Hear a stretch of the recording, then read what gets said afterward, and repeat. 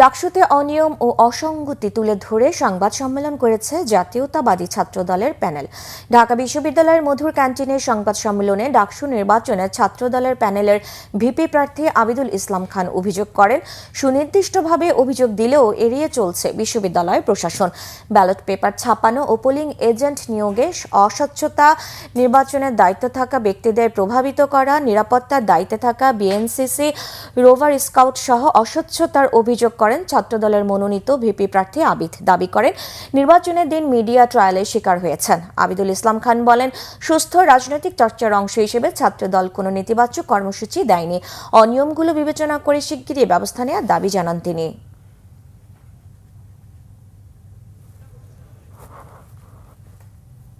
অভিযোগগুলো অবশ্যই সেগুলো ঘটেছে, যেহেতু সাধারণ শিক্ষার্থীরা, ভোটাররা সেগুলো নিয়ে আওয়াজ তুলবেন। ইতিমধ্যেই বিভিন্ন প্যানেলের প্রার্থীরা এবং ভোটাররা কিন্তু আওয়াজ তুলেছেন। তো তারই ফলশ্রুতিতে আমরা সুস্থ রাজনৈতিক চর্চার মধ্য দিয়ে আমরা আমাদের অবস্থান স্পষ্ট করেছি।